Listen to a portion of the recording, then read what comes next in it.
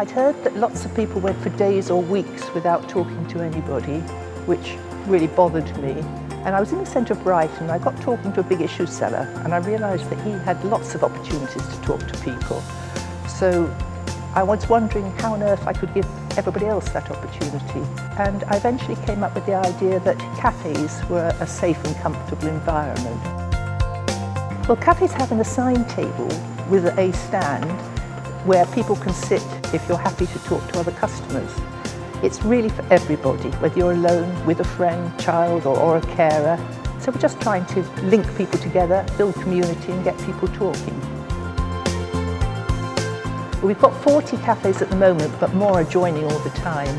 And we have a spread right from Portslade through to Rottingdean, a range of cafes to suit everybody. There's internationally or nationally known ones like Marks and Spencer's and Starbucks, but also independent cafes, community cafes, and we've got cafes in the hospital as well.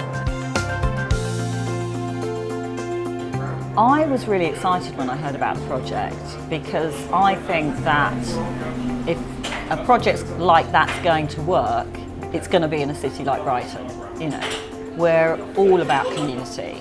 We are so ready for that. So I thought, fantastic, it's a no-brainer, we're definitely doing it. I think it's just the sentiment of it, the fact that we are actually reserving a space in particular for meeting people and saying, yeah, it's okay to talk to that person across the table, and it's quite healthy to do that. And so it kind of like gives that permission. Cafes are the central hubs of communities now, and you know, because we're having fewer community spaces like libraries and things like this. And I feel that one of the most heartwarming things that I have seen is that people make friends here, you know, and they get to know each other. Table talk helps to kind of underpin that whole ethos that I already had about the community cafe.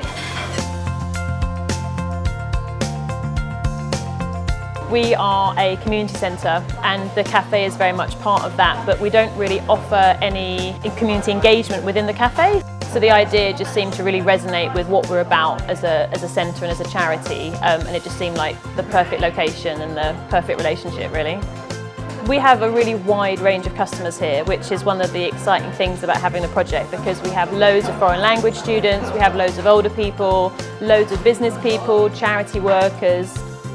We've added some conversation starters to the side of our little plaque on the table, so that really helps to kind of facilitate conversation, but also just people like really are excited by the idea. They think it's a really sweet idea, and it moves from table to table like throughout the weeks and stuff, so we have it out all the time and it moves around, which is lovely. I think what the project does is just kind of remind people to be social, and remind people that we're not all living in a bubble. I think really that humans are really societal and personable, and actually we are nosy and like finding out about other people. Create a space where it's accepted and kind of almost assume that you're going to integrate. I think that's a really, really positive project. I mean, it's so good for well-being, isolation, loneliness, but also just if you're having a bad day or a good day, it's just really nice to be able to share that. So yeah, I think the project's fantastic. I think table talk has a very exciting future. The aim is to make table sharing an option in all the cafes. We're going to increase the number of cafes across the city. Together, let's make Brighton and Hove a talking city.